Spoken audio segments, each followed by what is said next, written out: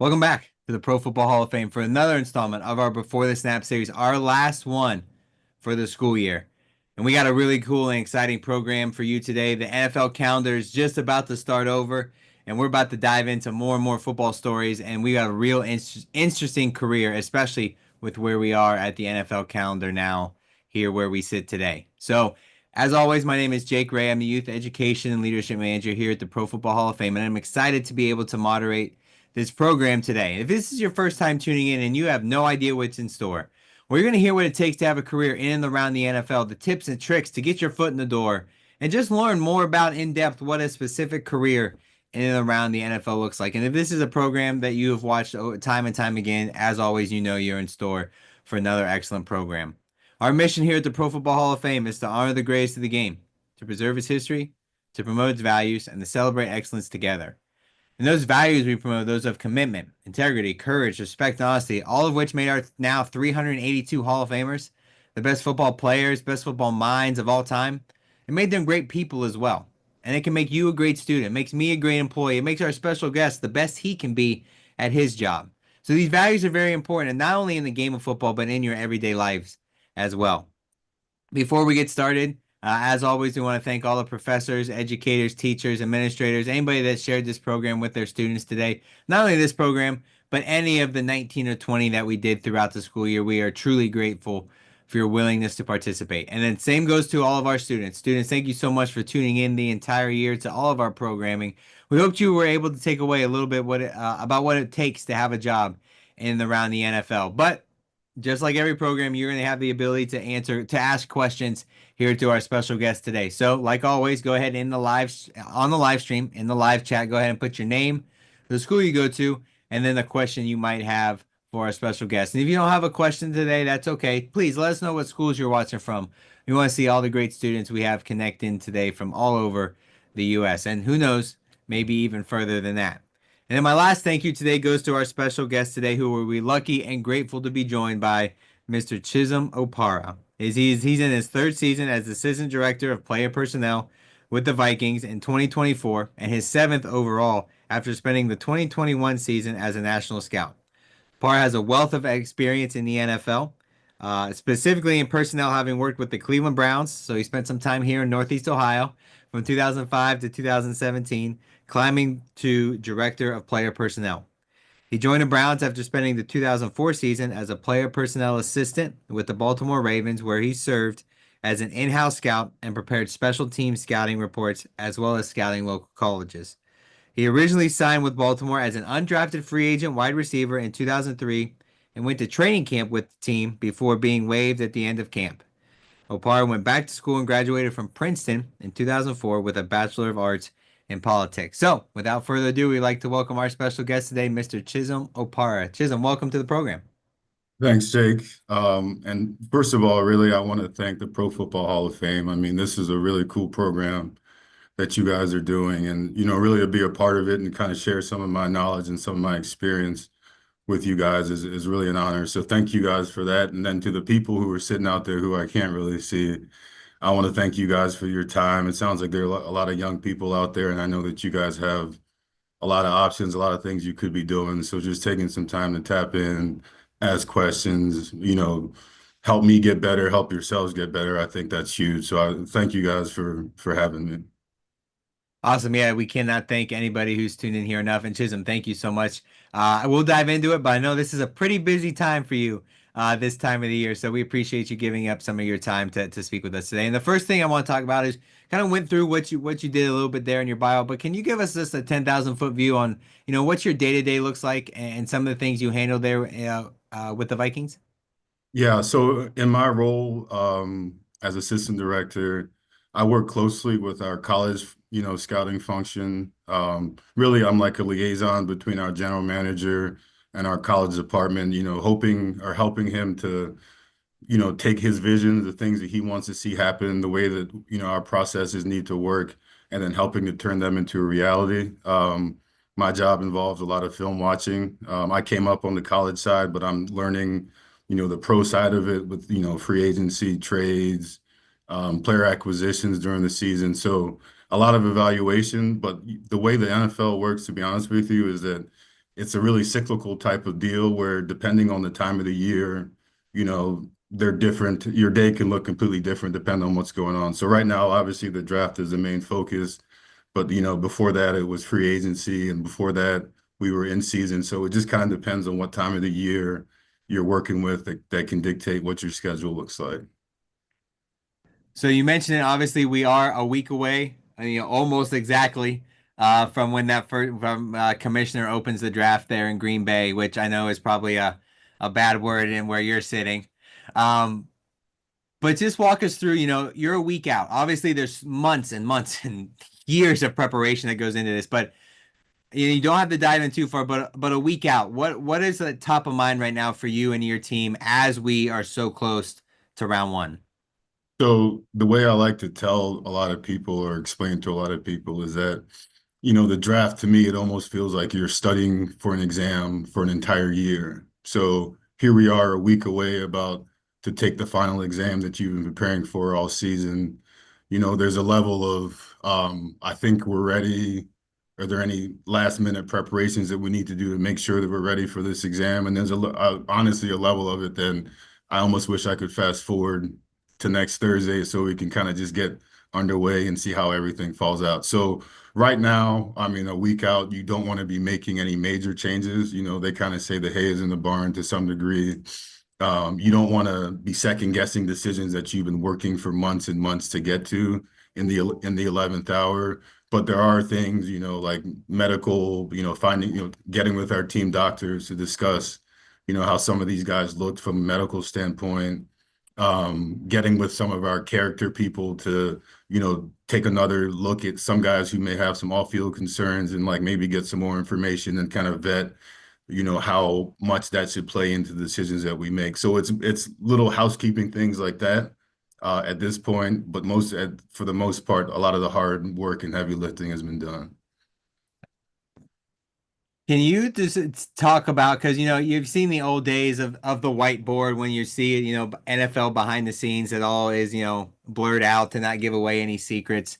But can you talk a little bit about the technology? We live in a fast-paced tech savvy world. What is some of the technology that you use to help make your job a little bit easier? And is there a lot of learning that comes with that? And how have you adjusted to utilize this new technology and learn how to make it so you can make your job as easy as it can be? That's a great question. And I think, to be honest with you, one of the biggest changes, I've been in the league almost 22 years now, from when I got started, is the amount of things you're able to do, as the technology has changed. And I think that, like anything else in life, it's about not being stubborn and not resisting the change. Like when I think about the NFL, like one of the things I realized early in my career was that, it was a bunch of people with ideas, like the people who the first commissioner, they had what they had. They had paper, phones, and all that stuff. And they were just trying to figure out the best way to conduct business in the NFL. And as time has changed, we've got, fax machines, we got email, we have, analytics and all this stuff. It's like new stuff has come along, and you would almost be doing yourself a disservice if you just kind of buried your head in the sand and did things the way they used to be done because they've always been done that way. Specifically for the draft, we have our guy Luke Burson. He does a great job with kind of the computer programming stuff, and we're able to digitize a lot of the stuff that used to be on those old magnets, back when I got started.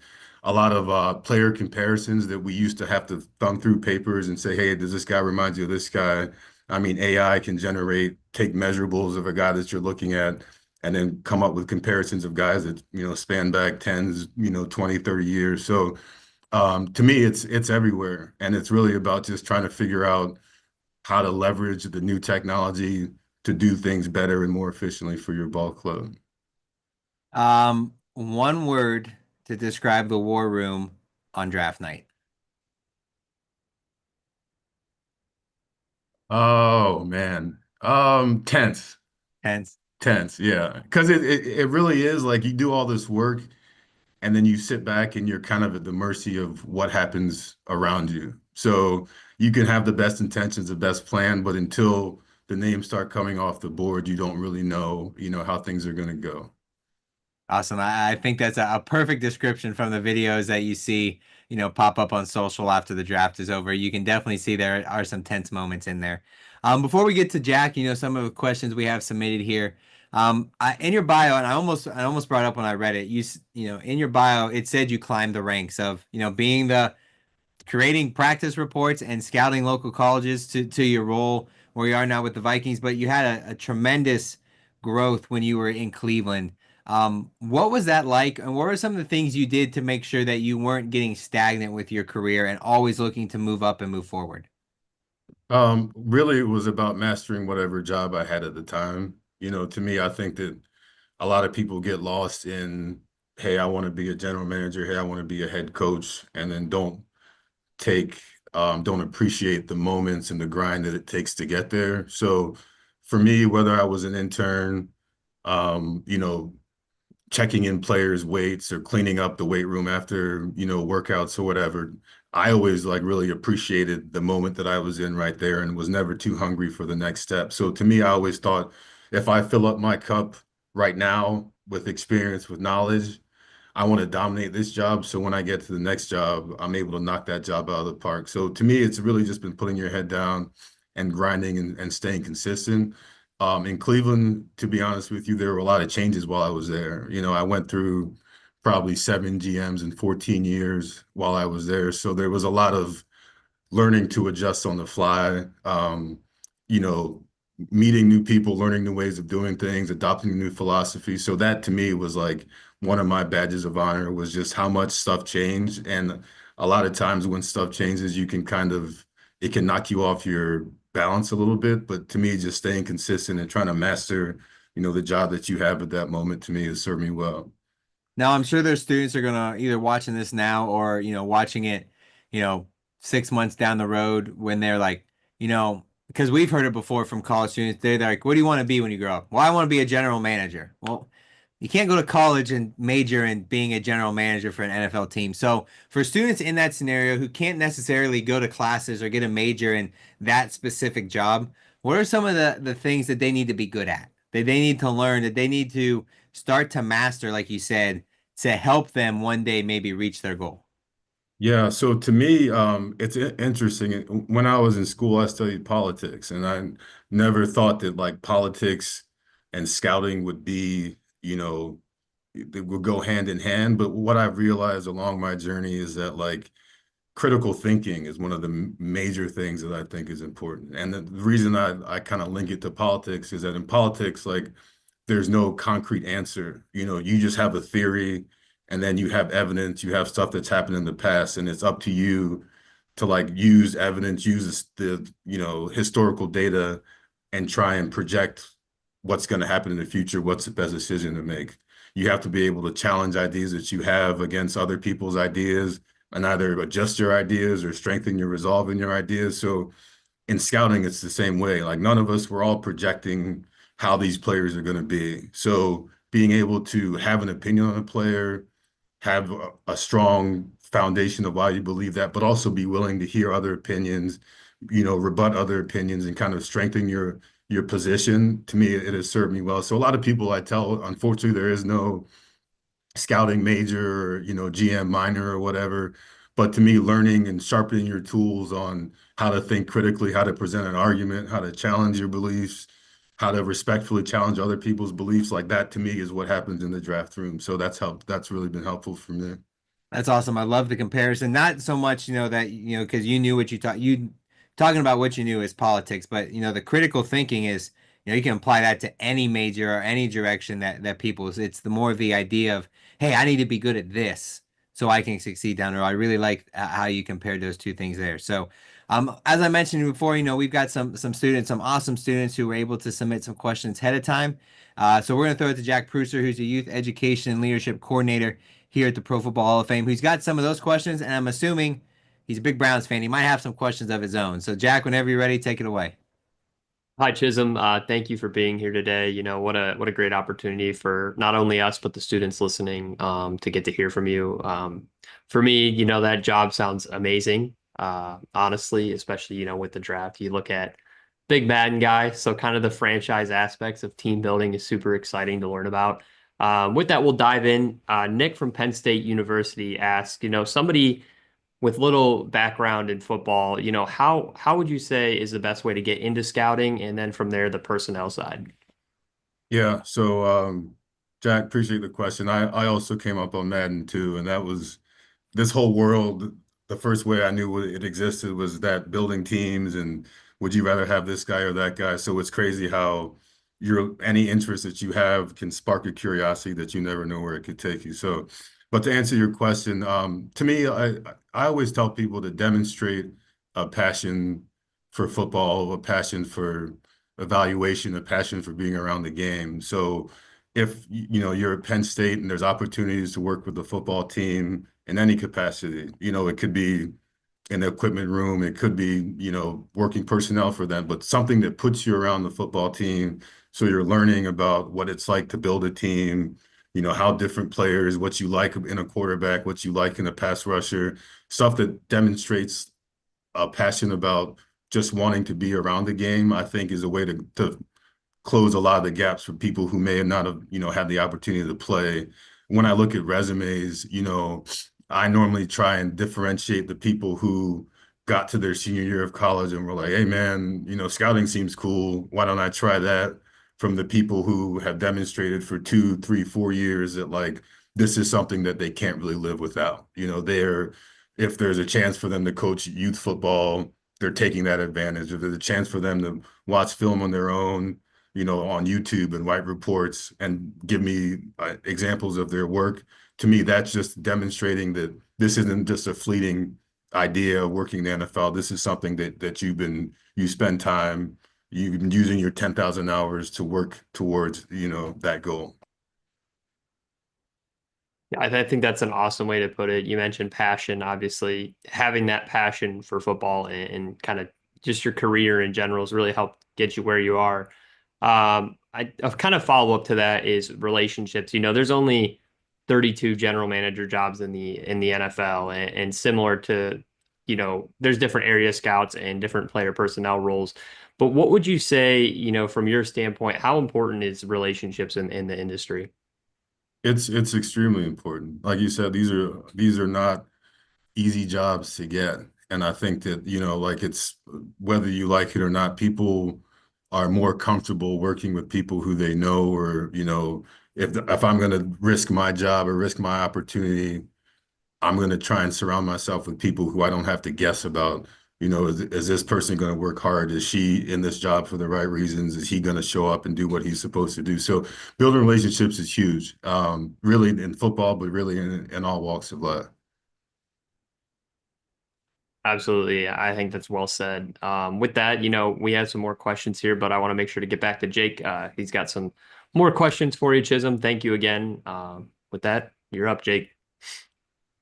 Thanks, Jack. Now, Chisholm. Obviously, when we have these programs, we do our research to see where you came from, what you did, and I wrote down here you put up great, and I capitalized great in all caps numbers while you were at Princeton as a football player. Was the NFL always a dream for you, or was that something that just kind of happened? You know what? Like, I'll be completely honest. I loved playing. I love sports in general, but I love playing football. And going to Princeton, I saw it as an opportunity to continue playing football.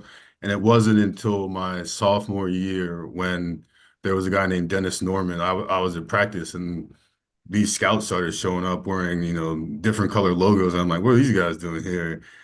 It's like they surely can't be here for one of us. And then the next thing you know, Dennis Norman gets drafted in the seventh round. The following year, Ross Tucker is selected as a free agent and gets a chance to try out for the NFL. So around my sophomore, junior year, I started looking around and seeing like, man, this is something that could be a reality for me. And then luckily, things kind of worked out where I did get that shot, and then the rest is kind of history.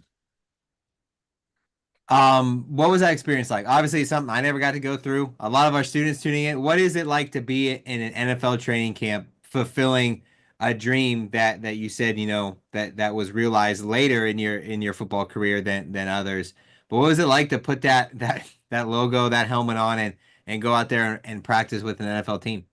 It was really fun. And to me, it meant a little bit more because I'm from Baltimore, and when I got signed, I went and played with the Baltimore Ravens. So, to go from watching guys like Ed Reed and Ray Lewis, Jamal Lewis on TV to now you're in the same locker room with them and competing every day, to me it was a dream come true. So there was a lot of that, but it was also kind of these were like kind of heady times because you go from being the big fish in the small Ivy League pond, and all of a sudden, you're going and you're starting from the bottom again. You're the last guy on the line. You're not getting a lot of reps. You're learning a lot of new techniques and things that you necessarily didn't do while you were playing in Princeton. So there was a lot of growth. There was a lot of learning that had to happen in a small time. But I look back on it and, I have a couple pictures still in my house. It seems like forever ago, but I'm like, man, that was really cool that I got a chance to do that. Awesome. Well, it's cool to see that the football career has come full circle. And once there were people like you, your position, looking at you as somebody who could potentially be drafted or signed, and now you get to sit, we always say, on the other side of the table and do that too. So, very, very cool. At Chisholm, as I mentioned at the beginning, what we do here at the Pro Football Hall of Fame, our mission is to honor the greats of the game and to preserve its history. We are a museum. We showcase the entire history of the sport of American football from 1800s all the way up to the stars of today. And every time we do a program, we want to, we like to say, we want to show off our museum a little bit and all the cool things we have out there. So the Director of Youth Education Leadership, Jerry Shockey, is actually out in our museum now in a brand new display, which I'm sure he'll talk about and give you a little background on that. So Jerry, whenever you're ready, take it away. All righty, thank you, Jake. Thank you, Chisom, for being here. I know this is your Super Bowl time, so appreciate you taking time out of your day to connect with young people here. We have students from all across the country tuned in. Those that are tuned in, especially the college students and young professionals, it's a great opportunity to network. This is a very unique job, and what an awesome opportunity it is for networking and just learn more about the sports industry. And as Jake said, alluded to, I am in a pretty special exhibit area. This is our character exhibit. It's only going on for an entire year. There's pretty much committed for the most part, this exhibit area, to the Walter Payton Man of the Year Award. But then there's other stories around here, and then there's 21 spots throughout our museum where we are highlighting stories of character. So it might be Pat Tillman, who gave his life for his country, gave up his NFL career. It could be Jack Youngblood playing in a Super Bowl with a broken leg, and so those kind of stories. But one in particular that's I think ties into here today pretty well is the guy by the name of Brandon Burlsworth. So if anybody's ever seen the movie Greater that came out some years back, it's his story. But his story pretty much growing up in Arkansas, good football player in high school, received some small-time college offers, but wanted to go to University of Arkansas, walked on. He was told by the University of Arkansas that he needed to be 300-pound plus because he's only 240-pound offensive lineman in high school. He bulked up to 300. He walked on. They said, well, now you need to slim up a little bit. And so he became this 260, pretty strong guy, worked his way into a starting position at the University of Arkansas, got a scholarship, eventually became an All-American. And then he got drafted in the third round by the Indianapolis Colts in 1999. Okay. Tragically, though, about 10 days after he was drafted, he was killed in a car crash. And that's what the whole story of Greater is all about. But, Chisom, talk to me about a guy like, I don't know if you've actually seen the movie or not, or how familiar you are with the story of Brandon Burlsworth. But when we talk about those, and I heard you touch on it at the beginning, you really focus in on character with players, especially if you had a player that maybe had a checkered past or something like that. But what about a story like this, where a guy who's just overcome every obstacle in life, how does that weigh into your decisions when you're trying to select the best possible person with each draft pick? Jerry, that's a great question, man. And to be honest with you, character is a huge part of what we do here. If you think about it, a lot of people have potential and have things that they're capable of, but a lot of times it's how they're wired and their drive, their focus, their grit that allows them to make good on that potential or fall short of that potential. So a guy that, like the guy you were talking about, you can quantify 40 times, you can quantify vertical jump, but a lot of times the hardest work and the most important work is trying to project or understand like why the person's why and what's driving them and how close they are to getting the maximum of their potential out of their body. And this sounds like a situation where, you know, we talk about checking boxes. So, you know, this guy started from a walk-on. They said put on weight. He checked that box. They asked him to get shredded. He checked that box. He went from walk-on to scholarship guy, checked that box, goes to the Senior Bowl. You know, now he's this underdog against, you know, the best players around the country. I'm sure he balled out in the Senior Bowl. He checked that box. So you look for guys who are consistently, you know, when there's it will he or won't he, they say, yeah, I will. And you feel the best about those guys because they've earned their way through the process. Well, thank you very much, Chisom. And students, again, what a wonderful opportunity. Get those questions submitted in, state your name, the school that you're at, get those submitted on YouTube Live. And Chisom, thank you very much again on behalf of the Hall of Fame for taking time out of your busy day. And so, Jake, I'll send it back to you. Awesome. Thanks, Jerry. And thanks for those words, Chisholm. I think that's super important because, you know, we talk about character, and I'm sure students have heard it all the time from professors, coaches, parents, whoever it might be. But to hear it from another perspective about something like the NFL draft, I really think it's a cool way to look at how important character actually is. And I want to talk a little bit about, you know, we've talked a lot about the draft today, and you don't have to give us any names. Now, I'm not going to ask what I think you're going to ask, but who's someone that you've scouted over the past, you know, 20 plus years in the NFL that you were kind of proud to put your seal of approval on and either went on to have, you know, a great NFL career, or, you know, maybe they were just a great person and their NFL career didn't pan out, but they're succeeding outside the game of football. Is there a player that comes to mind when you think of that? Yeah, absolutely. The one that comes most to mind is a guy by the name of Darius Jennings, who played receiver at the University of Virginia. And I had the pleasure of knowing Darius for a while, and this ties into the character thing personally or perfectly. I know Darius went to high school, you know, 10 or so years after at Gilman in Baltimore, 10 or so years after I graduated. And I've known him. I've kind of went to his games. I followed him at UVA. And the night of the draft, you know, I knew what kind of kid he is. The night of the draft was over. He didn't have a home. You know, he didn't get drafted. He didn't get signed to the free agent contract. And he called me and he said, "Hey, I'm looking at this other team, and I'm not sure what needs to happen now. You know, I'm a little shaking. Like you know, what should I do?" And me knowing, you know, I've obviously watched the film on him, but me more knowing like what he was made of, um, I told him, "Hey, I can't give you a contract, but we have a tryout spot if you want to come for the weekend and see if you can earn your way, you know, onto the 90-man roster." And Darius came, and he went from literally just having a plane ticket and an opportunity to by the time the rookie camp was over, we signed him to a contract. He came back to camp. He earned a spot on the team and then was our starting kick returner for a couple years. And he had about a 7-year career in the NFL based on, you know, obviously he had talent, but he had the makeup, the grit, the work ethic, all the intangible parts that allow you to maximize what's in your body. Like he had that to a T. So it was really cool for me to kind of be able to give him the opportunity and then to see him just take it. You know, it was funny, like we would have meetings when after he showed up, he was number 17. So the first couple of days, I'm like, "Hey, you see what 17 is doing out there?" Just trying to kind of hype my guy up a little bit. And then by meeting 3, 4, and 5, I would just shut up and the people around me would be like, "Hey man, this kid's pretty good." So to watch him go from, you know, "Hey, I just need an opportunity," and then take that and run with it and make a 7-year career out of it, to me, it's one of the biggest feathers I can have in my cap.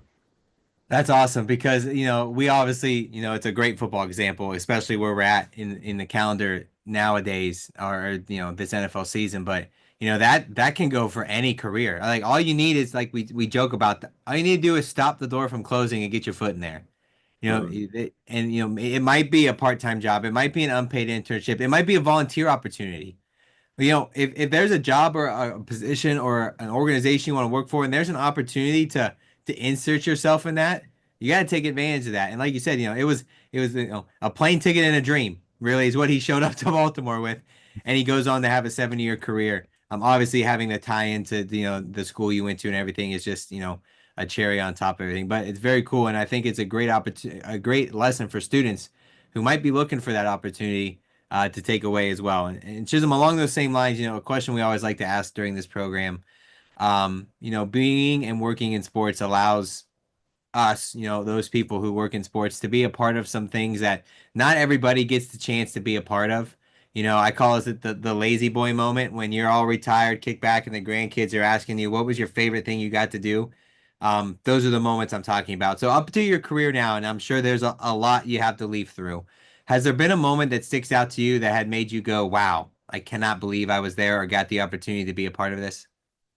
Absolutely. I mean, the one that sticks out right away is that because it happened during COVID and it was such a weird draft, but when we drafted Justin Jefferson, I thought that was one of the coolest like lead up to because it as scouts, like there's always you always want to have a moment when like you're watching film on a guy and people are talking, and all of a sudden the room kind of gets quiet because everybody kind of is like at this place where they're like, that's the guy right there.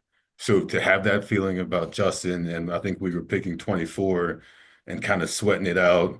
And you were you like normally in the draft room, you kind of have to be like golf clappy and just kind of subdued. But it was COVID, so you were at your house and your monitor was probably off, and like so you could like pace and go through the whole circuit of emotions kind of on your own schedule, and to lead up to get Justin and then to land him the way we did, I thought was one of the cooler moments, the happier moments that I've had in my career. And then, you know, the Bills game, full circle, there's Justin Jefferson when we were playing the Bills away where he made the one-handed catch and we were losing and we came back and won that season when, Kevin O'Connell's first season where we just came from behind in so many games to have the opportunity to go, I believe, 12 and 4 was one of the coolest things. So, the drafting of Justin Jefferson and that kind of cardiac year, the first year that Kevin was here.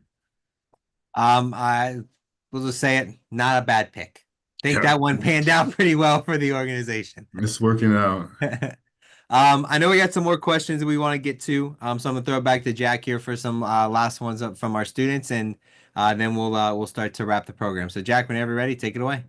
Yeah, thank you, Jake. A question that I kind of thought of is, obviously with the draft this coming up next week, you have all these top 30 visits of prospects coming in, and just I'm sure it's very busy, coming from the combine and then thereafter. What is the difference you'd say from a time aspect of your job? How busy are during the draft time and I guess after the combine and then versus the off season, when or I guess shouldn't say the off season, but during in season when you're kind of more targeting the college route for scouting. Yeah, so like I touched on earlier with the cycles, I mean, this is about as busy as it gets right now, because now you have all the information. You have the 40 times, you have the medical reports, you have the scouts, what they think, and you're trying to like synthesize all that information to make the best decisions possible. So this is like these are long meetings, back to back to back meetings that we've been having for the past week or so. But then during the season, it's busy in a different way where you don't know what fire you're going to have to put out. So every Sunday you play a game and you feel great about your roster on Sunday, and then you come out of the game and then there's two guys who get hurt are going to miss 4 to 6 weeks.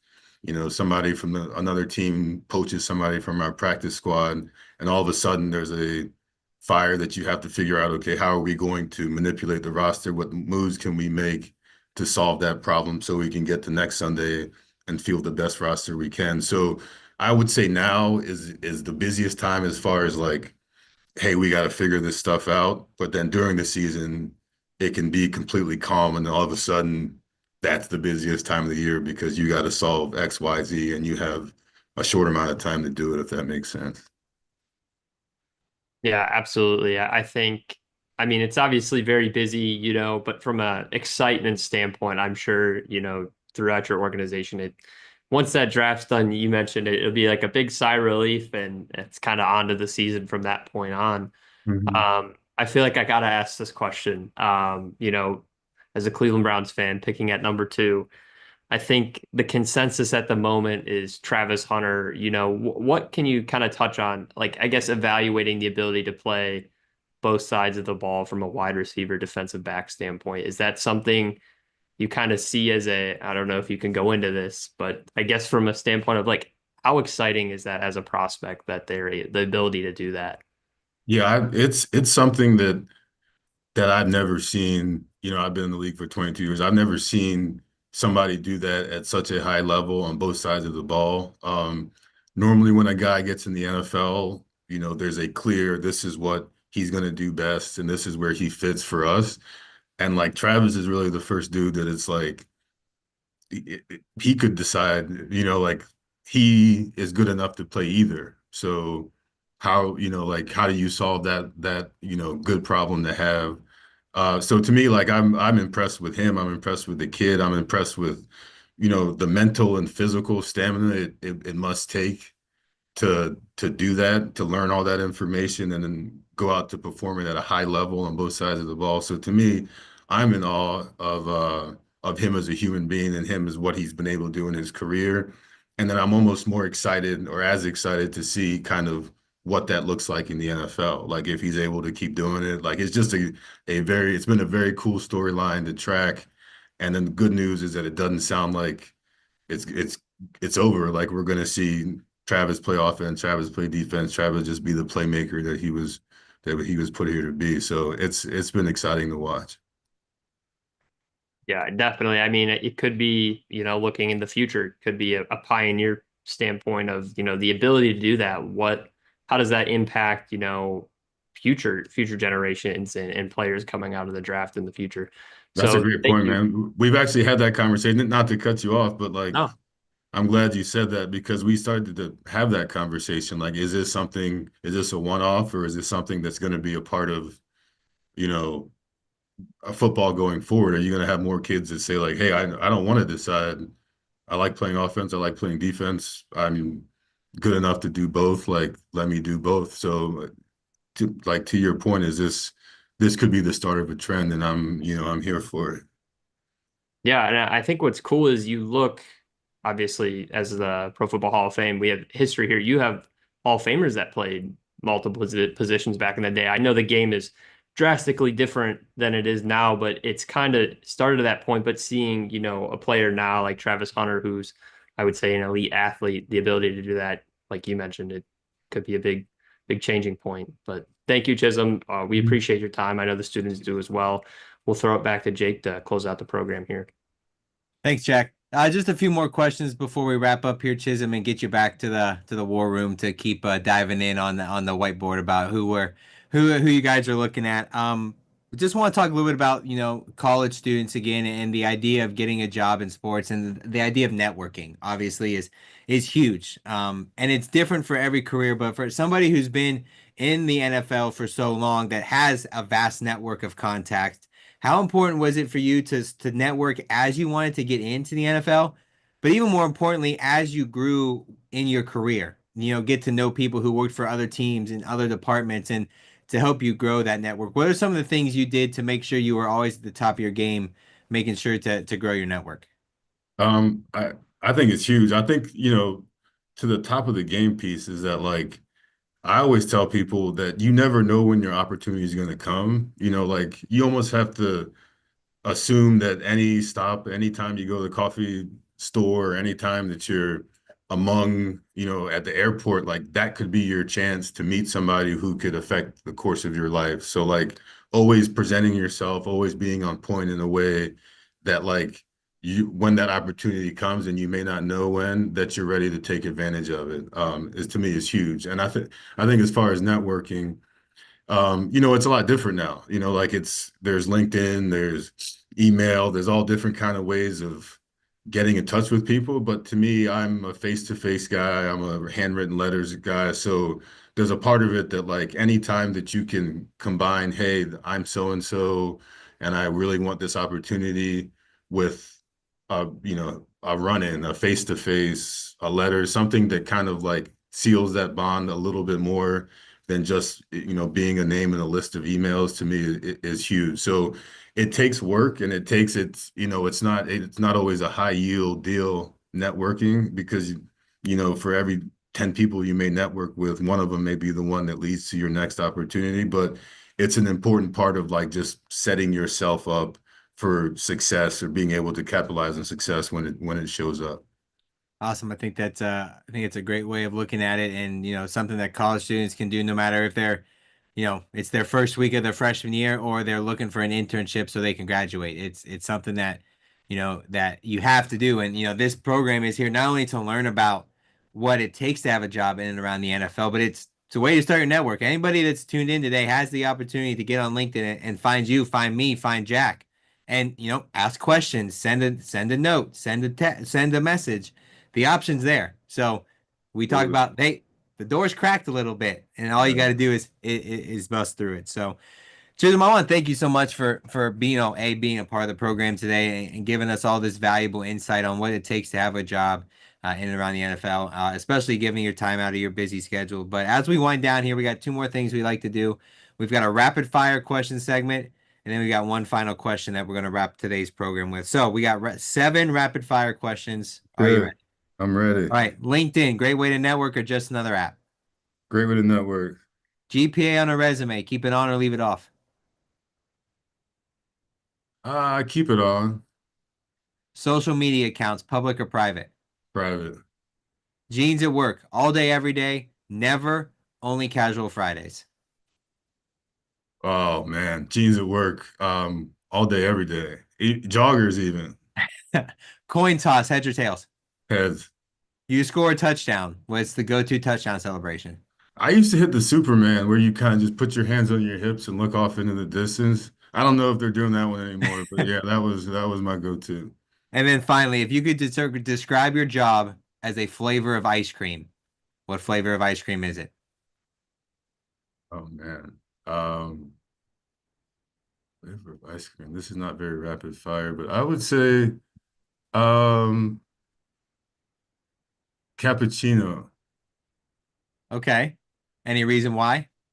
Because it's like I consider cappuccino to be high energy. It's a little bit, it can be bitter at times, but it also has a good taste to it. So that's kind of how life in the NFL is sometimes. I love that answer. Love that answer. Thanks for those. So, last question we have for you today before we wrap everything, and it's the same question we ask to wrap every program. It's that final piece of advice, that final tidbit of information, something that we've already talked about that you want to expound on a little bit, or maybe something we haven't brought up at all today. But if students watching this now down the road can only remember one thing, only take away one piece of advice, what would that final piece of advice for them be from you?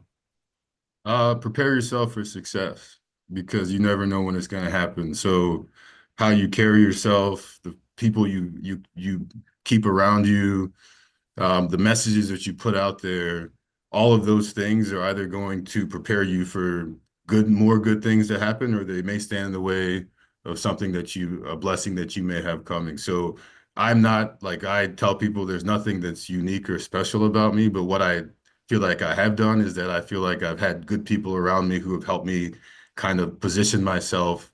So when an opportunity, a door opens, I have the faculties, I have the ability, I have the experience to take advantage of those opportunities. So it's a weird kind of nebulous thing, but just like be thinking about how can I prepare myself for success in wherever the path may lead. Awesome. Well, with that, we're going to wrap up this installment of the Pro Football Hall of Fame's Before the Snap series today, featuring Chisom Opara, the Assistant Director of Player Personnel with the Minnesota Vikings. And again, Chisom, thank you so much for being a part of the program today. Letting the students tuned in get a dive into some of the knowledge that you had to share, and giving time out of your busy schedule to be a part of the program today. Awesome. Thank you guys for your time.